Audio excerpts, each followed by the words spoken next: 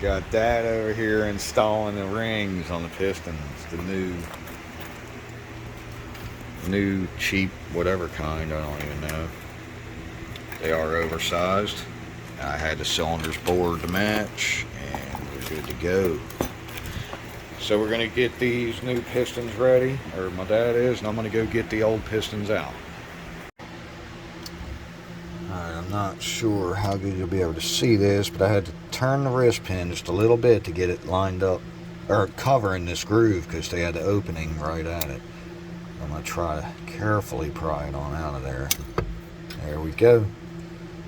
And it's tricky to do with one hand because I'm holding the camera. But you do not want to drop it down in there. That's why I got the rag stuffed around it. And of course the new piston has new clips and pins. So, let's see now.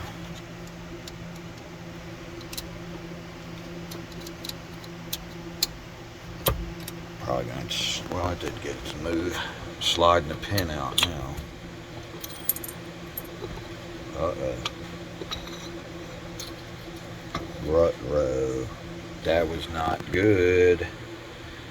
I think it was just a washer. Yeah. I thought the bearing had fell apart.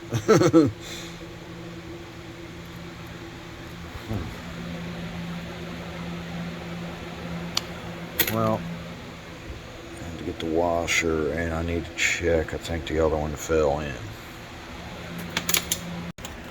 Okay, I'm going to let you see if you can see this.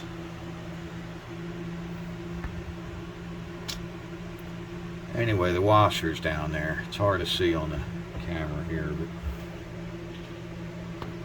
it's in there. So, let's hope.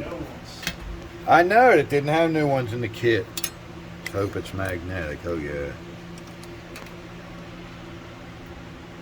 Alright. It's like doing that crane, the arcade crane thing. But that was a lot more rewarding right there. Installing the new pistons, not that much fun.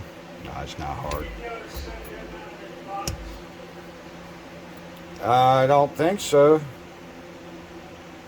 The biggest issue with them is, we'll go ahead and pull your rod in the upward position so you have a little bit of room there. But what I'm going to do is this time make sure I put the back clip in on the piston, the little wrist pin, so I can slide the pin through this way and put this clip on this side,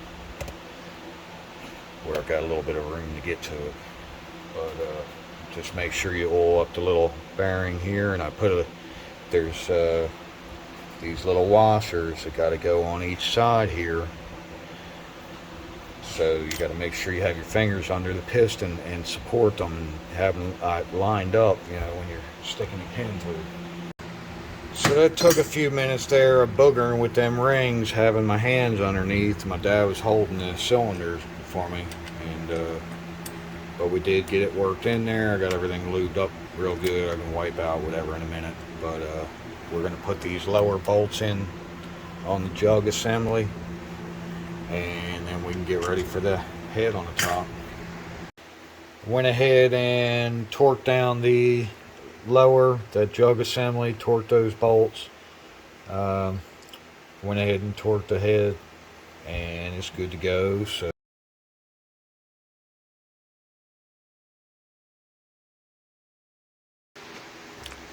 alright, so we got the exhaust piece installed, and I had to fight with it, but I got the big boot. Got it all sealed back up again. Now I need to get the muffler to go in and put the clamp on. We're getting a lot closer. Time for the big elbow on the front there. And then don't forget, there's one little bolt down in there. You see the silver one that's going in sideways there. That's a little bracket that's built onto the actual muffler piece here. And then we got to pop the little sensor back in. This one goes in here, and doesn't feel like there's much. Oh, it's a rubber. Okay, it's a rubber plug. Cool. Alright, so we'll get that up in there. We're good to go. I pretty much just went ahead and flew through it all. It's kind of hard to stop and make a video. It's self-explanatory on a lot of the stuff. You just need to make sure that you get everything tight, all your brackets back on, and whatever vacuum hoses and all that good mess. Got my little bracket on here for the hoses. I just started these in, the carburetors and this top plate. You need to go ahead and get them snugged on down.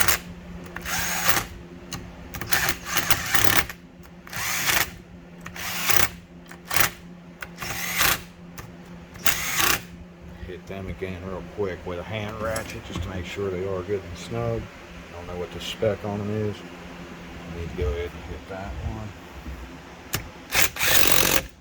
Woo, don't want to break it off. And this one looks like a probably 12.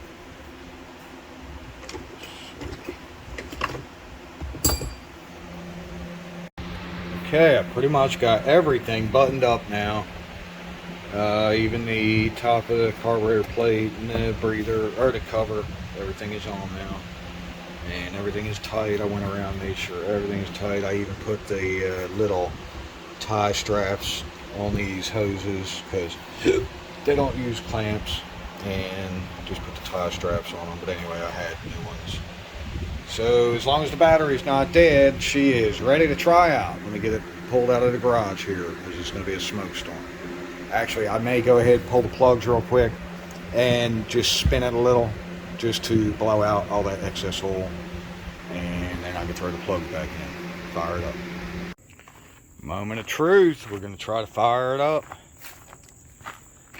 I know it's got a full tank. Make sure the gas is on. I had already filled it. We can get the little electrical, or whatever you call it, cutoff switch thing ready. Give it some primes.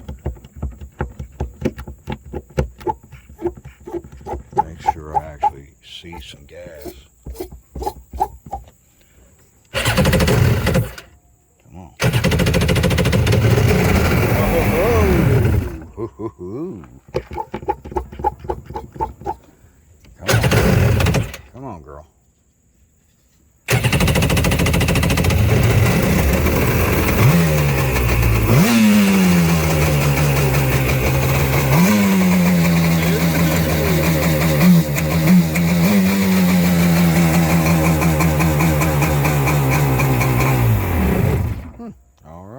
That's a good sign. It's not making any weird noises or none of that junk. I do see one clamp I forgot because I put this on last. But anyway, let me go tighten that and get some water hooked up and let her run for a little. Alright, it's been running a couple of minutes. Been revving it.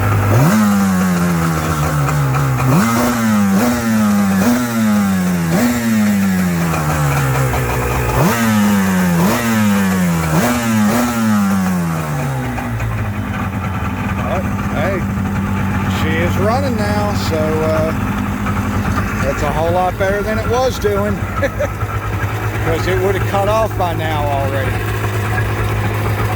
if you let it sit there and idle before, which you can see why. I mean, the piston was definitely shot. I'm still not 100% sure what caused it, but we're sure going to take it to the lake and give her a try this weekend. Wish me luck. Y'all stay tuned, like and subscribe. If you like this kind of stuff, we're going to be always working on something around here. Let's go for the extra bonus if you stuck around that long. Woo! Yeah! It definitely wouldn't start like that before. All I'm having to do is hit the button now. I don't even have to hit the throttle. Yeah. Oh, yeah.